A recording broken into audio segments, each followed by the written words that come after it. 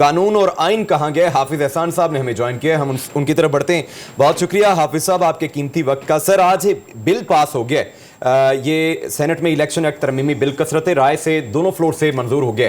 تو سر ایسے وقت میں کیا یہ اب لاگو ہو جائے گا فی الفور اور عدالت کا فیصلہ جو ہے وہ پس سے پشت ڈال دیا جائے گا؟ بسم اللہ الرحمن الرحیم. آپ کا شکریہ. دو چیزیں بڑی امپورٹنٹ ہیں. ایک امپورٹنٹ ہے کہ پاکستان کا جو پولیٹیکل اس وقت انوائرمنٹ ہے, اور اگر صرف آپ پولیٹیکل انوائرمنٹ کی طرف چلے جائیں گے تو پھر یہ ہے کہ جو آپ کا لا یا کانسٹیٹیوشن ہے, پھر اس کے اندر جو انٹرپریٹیشن ہے وہ اپنی مرضی کے مطابق کریں گے. اور دوسرا یہ ہے کہ اگر آپ نے لا یا کانسٹیٹیوشن کی بات کرنی ہے تو پھر اگر آپ پولیٹیکل کنفرنٹیشن کے اندر ہیں تو پھر آپ کو وہ راستہ اختیار کرنا پڑے گا, اور اس راستے سے ہی آپ کو ریلیف ملے گا. اب یہ ہے کہ آج جو بل سینٹ نے پاس کیا ہے, پہلے نیشنل اسمبلی نے کیا ہے, جو آپ کا سیکشن 66 ہے, یا اس کے بعد سیکشن 104 اور 104A کو الیکشن ایکٹ 2017 کے اندر امینڈ کیا گیا. اس کی دو کریکٹرسٹک ہے. ایک تو یہ ہے کہ یہ ساری چیزیں ہمارے کانسٹیٹیوشن یا لا کے اندر آلریڈی موجود تھیں, لیکن چونکہ ہمیں ایک دوسرے کی پولیٹیکل ایگزسٹنس کو نہیں مانتے اور ہر چیز عدالت کے اندر لے کے جاتے ہیں, اور پھر وہی بات آتی ہے کہ مرضی کے مطابق ہو تو بالکل ٹھیک ہے, مرضی کے مطابق نہیں ہے. اب تین چیزیں جس کے اوپر امینڈمنٹ کی گئی ہیں. ایک تو یہ ہے کہ نمبر 1 یہ ہے کہ اگر آپ نے ریٹرننگ آفیسر کے پاس جب آپ نے کاغذ جمع کروانے ہیں تو اس وقت آپ اسی وقت کسی پولیٹیکل پارٹی کے کینڈیڈیٹ تصور کرتے ہیں جب آپ کو پارٹی ٹکٹ جاری کیا جائے, اور یہ کوئی دو رائے نہیں ہے. اگر یہ امینڈمنٹ نہ بھی آتی تو لا کے اندر یہ انبلٹ چیز تھی. دوسرا یہ ہے کہ جو سیکشن 104 کے اندر اگر آپ نے ریزرو سیٹس لینی ہے تو آپ کا جب سیکشن 57 کے نیچے الیکشن شیڈول جاری ہونا ہے فار اے جنرل الیکشن, تو ایز اے پولیٹیکل پارٹی جو ہے وہ آپ نے 104 کی لسٹ جو ہے اسی دن دینی ہے, اور اس کا پروسیس بھی ریٹرننگ آفیسرز کی طرح اس طرح آئے گا. تیسرا اس کے اندر یہ ہے کہ ڈکلیریشن کی بات ہے. 2002 سے لے کے 2024 تک جو ہے جب بھی کسی ممبر نیشنل اسمبلی یا سینٹ نے ڈکلیریشن جو ہے وہ آرٹیکل 51 کے نیچے دیا ہے, یعنی کہ اسپیشلی جو آپ کی ریزرو سیٹس ہیں for national assembly and provincial assemblies, تو اس وقت جو ہے کہ اگر آپ وہ ڈکلیریشن دے دیتے ہیں تو آپ اس کو ریٹریو نہیں کر سکتے. یہ کانسٹیٹیوشن میں بھی اور آج تک کسی نے اس طرح کیا نہیں, اور اگر کوئی کرتا ہے تو آپ کے اوپر آرٹیکل 63A کا اطلاق آتا ہے. اب یہ ہے کہ لیجسلیشن آئی کیوں ہے؟ لیجسلیشن اس لیے آئی ہے کہ جب پاکستان کی سپریم کورٹ کے اندر معاملہ جس لیول پہ چلا گیا,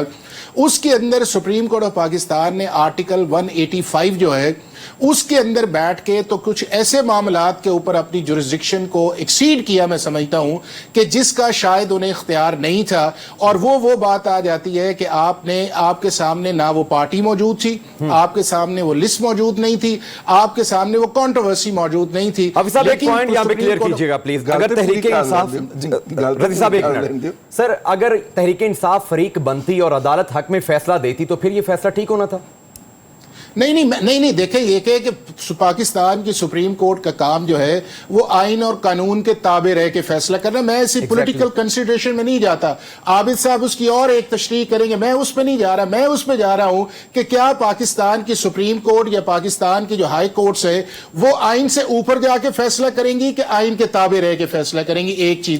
دوسرا اس چیز کے اندر ہے کہ کیا پاکستان کی سپریم کورٹ یا دنیا کی کسی سپریم کورٹ کے پاس یہ اختیار ہے کہ وہ آئین کے اندر جو ہے وہ انسرشنز کرے یا اس کے اندر ریڈنگ انٹو دا کانسٹیٹیوشن. اب یہ بیٹھے ہوئے ہیں یہاں پہ, آپ یہ بتائیں کہ جو آرٹیکل 63A کے اوپر ایک فیصلہ آیا تھا پنجاب کے اندر جس پہ ڈیفیکشن کے ساتھ ووٹ کاؤنٹ نہیں کیے گئے تھے, سپریم کورٹ کا فیصلہ تھا, کتنے لوگوں نے اس کو اپریشیٹ کیا کہ جب کانسٹیٹیوشن کے اندر صرف یہی تھا کہ آپ کی ڈیفیکشن آئے گی اور ڈیفیکشن آئے گی آپ کے ووٹ کاؤنٹ کرنے کے بعد, لیکن سپریم کورٹ نے فیصلہ کیا, مانا سب نے مانا, لیکن سب نے اس کے اوپر تنقید کی اور آج تک اس کا ریویو جو ہے وہ پینڈنگ پڑا ہوا ہے. اس چیز کے اندر بھی یہ ہے کہ اگر سپریم کورٹ یہ مناسب سمجھتی تو جب چونکہ S I C he proxy کے طور پہ آ رہی تھی اور پی ٹی آئی اس کو سپورٹ کر رہی تھی, تو وہاں کے اوپر یہ فیصلہ کرتے کہ یہ ہمارے پاس معاملہ نہیں ہے. اگر کوئی شخص اگریڈ, فیصلے دو ہی اس چیز کے اندر. الیکشن کمیشن کا فیصلہ ایس آئی سی کو نہ دینا درست فیصلہ ہے, لیکن دوسری پولیٹیکل پارٹیز کو سیٹس دینا غلط فیصلہ ہے,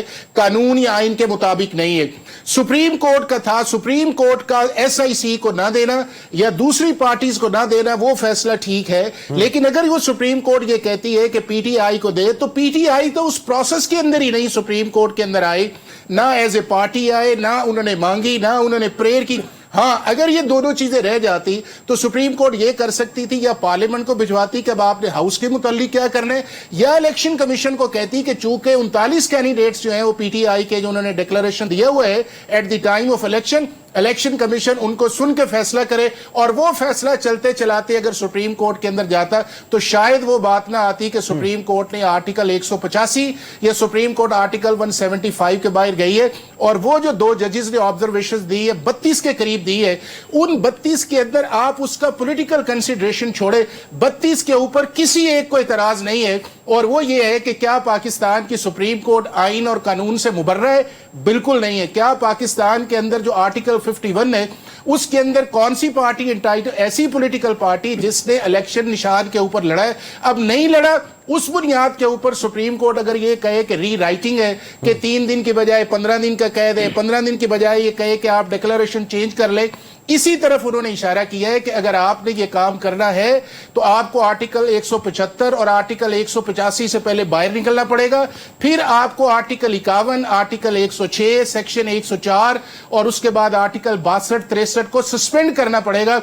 फिर आप उस पॉलिटिकल फैसिलिटेशन की तरफ जाएंगे जो 12 जुलाई की जजमेंट के अंदर दो जजेस ने कहा है कि हमारा काम पॉलिटिकल फैसिलिटेशन नहीं है, हमारा काम यह है जो आइन और कानून के अंदर चीजें लिखी हुई हैं उसके मुताबिक फैसला करेंगे, उसकी तशरीह करें।